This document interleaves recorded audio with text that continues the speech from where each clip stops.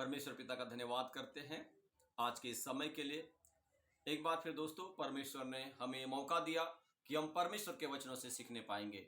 बीते वीडियो में आपने शैतान की छिपी हुई चालों को सीखा है और मैं विश्वास करता हूं कि इन शिक्षाओं को प्राप्त कर आपने निश्चय ही आशीष पाया होगा, ताकि शैतान के चालों को, जो हमारा बैरी है, हम जान सके और उसकी चालों को जानते हुए हम सावधान रहे, सुरक्षित रहे और शैतान की सारी चालों पर जयवंत होकर हम परमेश्वर की महिमा का कारण ठहरने पाए।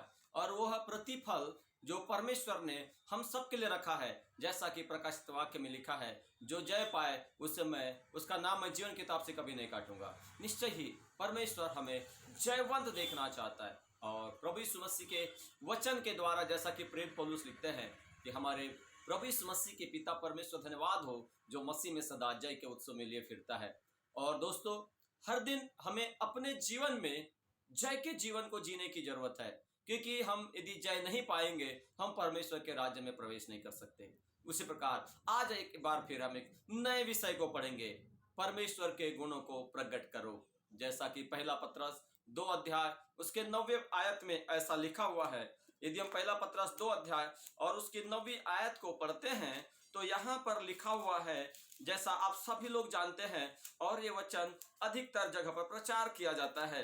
या जैसा लिखा हुआ है पहला पत्रस 2 अध्याय 9वीं आयत में,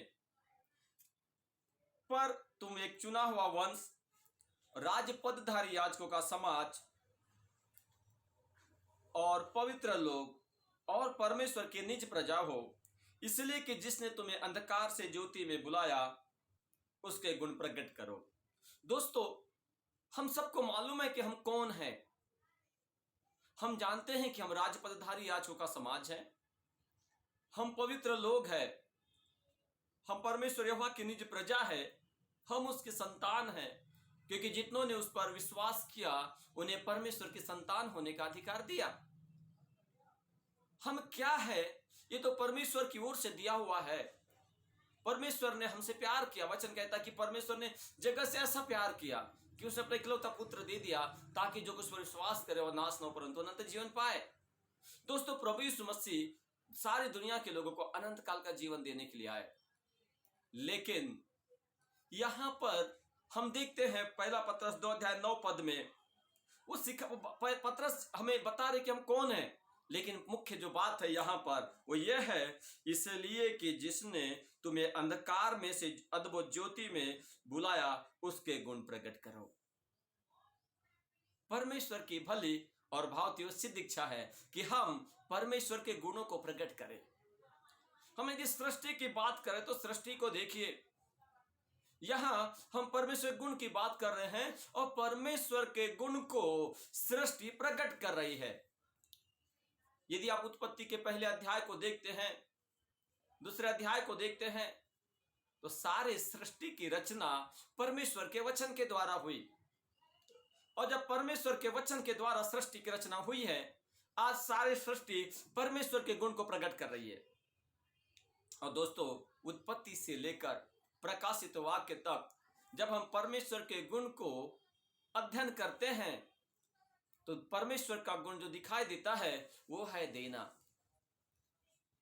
हमारे अंदर परमेश्वर का यह देने वाला गुण प्रकट होना चाहिए। उसके गुण प्रकट करो। पुराने नियम यदि प्रेम की बात करें तो पुराने नियम में परमेश्वर बदला लेने वाला परमेश्वर के रूप में दिखाई देता है। नया नियम में परमेश्वर प्रेमी परमेश्वर के रूप में दिखाई देता है। लेकिन दोस्तों, जब उत्पत्ति से प्रकाशित वाक्य तक हम परमेश्वर के मुख्य गुण की चर्चा करें तो परमेश्वर का मुख्य गुण है देना। आज सारे सृष्टि को देखिए, सूर्य को देखो, चंद्रमा को देखो, तारों को देखो, वो परमेश्वर गुण को प्रकट कर रहे हैं। अर्थात सूर्य, चंद्रमा, तारे अपना प्रकाश दे रहे हैं। सारी सृष्टि, पेड़ पौधे हमें ऑक्सीजन दे रहे हैं, फल दे रहे हैं, लकड़ियां दे रहे हैं, हमें वहां से औषधि मिल रही है। सारी सृष्टि सिर्फ दे रही है, परंतु परमेश्वर ने मनुष्य को अपने स्वरूप, अपने समानता के अनुसार अपने हाथों से बनाया। क्या आज परमेश्वर के लोग देने वाले गुण को प्रकट कर रहे हैं?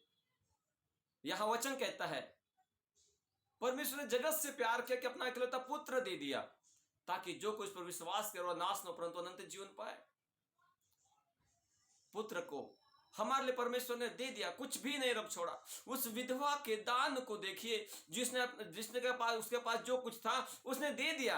और यीशु मसीह कहते हैं कि उसने सब कुछ दे दिया, सबसे ज्यादा दिया, क्योंकि अपने जीविका का सब कुछ दे दिया। वचन कहता है लेने से देना धन्य है। वचन कहता है तू भलाई करना जानता, भलाई नहीं करता तेरे लिए पाप है। वचन कहता है दोस्तों दिया करो तो तुम्हें दिया जाएगा। लोग पूरा नाप दबा दबा कर हिला हिलाकर उभरता हुआ तुम्हारी गोद में डालेंगे, क्योंकि जिस नाप से तुम नापते हो उसी नाप से तुम्हारे लिए नाप आ जाएगा। हमारे अंदर से हमें सेल्फिशनेस अर्थात स्वार्थीपन की भावना को निकालना है, हमें उदार बनना है। मकिदुनिया की कलीसिया के विषय में वचन में लिखा है कि वो कितनी गरीबी में आर्थिक तंगियों में भी उन्होंने दिया। जो कुछ आपके पास है आप उसे दे सकते हैं। कोई व्यक्ति, दुखी व्यक्ति आपके पास है, आपकी हल्की सी मुस्कान उसे आनंद दे सकती है, शांति दे सकती है, सुख दे सकता है। यदि आपके पास मुस्कान है आप मुस्कान दीजिए, आपके पास धन है आप धन दीजिए, आपके पास प्रेम है आप प्रेम बांटिए। जो कुछ आपके पास है उसे देना सीखिए, क्योंकि यह वचन हमें कहता है जिसने अंधकार से तुम्हें ज्योति में बुलाया उसके गुण प्रकट करो। मैं कौन हूं ये मायने नहीं रखता, क्योंकि जब मैं कौन हूं और ये जब मेरे अंदर बातें आती है कि मैं ये हूं, मैं असाधारण व्यक्ति, मैं साधारण व्यक्ति नहीं, मैं तो चुना हुआ वंश हूं, ये बातें कई बार घमंड उत्पन्न कर सकती है और घमंड उत्पन्न करने के कारण ये हमारे लिए विनाश का कारण बन सकती है।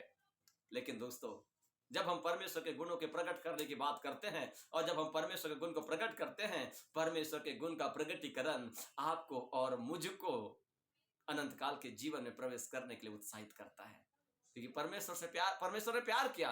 यदि हमारे अंदर भी स्वर्गीय प्रेम आ जाए, हम भलाई करने लगे, एक दूसरे की चिंता करने लगे और एक दूसरे की मदद करने लगे, निश्चय ही ये सारी बातें हैं जो परमेश्वर वचन सिखाता है। इसलिए दोस्तों आज का समय है हम अपने अंदर देखें कि मेरे अंदर क्या है जो परमेश्वर गुण है, और यदि मेरे अंदर परमेश्वर गुण है तो उसे प्रकट करने की जरूरत है। क्योंकि वचन कहता है जो मुझे हे प्रभु कहता है उनमें से हर एक स्वर्ग राज्य में प्रवेश नहीं करेगा, परंतु वही जो मेरे स्वर्गीय पिता की इच्छा पर चलता है। उस दिन बहुत तेरे कहेंगे हे प्रभु क्या तेरे नाम से हमने भविष्यवाणी नहीं की, क्या तेरे नाम से दुष्ट आत्मा को नहीं निकाला, क्या तेरे नाम से सामर्थ काम नहीं किए। मैं उस दिन खुलकर कह दूंगा हे कुकर्म करने वालों मैं तुमको नहीं जानता, मेरे पास से चले जाओ। दोस्तों ये मैं प्रश्न छोड़ के जा रहा हूँ कि आखिर क्यों प्रभु यीशु मसीह बोलते कुकर्म करने वालों मैं तुमको नहीं जानता। इस प्रश्न का उत्तर हम आने वाले दिनों में देखेंगे, परंतु आज का समय है हम परमेश्वर के गुणों को प्रकट करें। प्रभु यीशु मसीह आप सबको आशीष दे।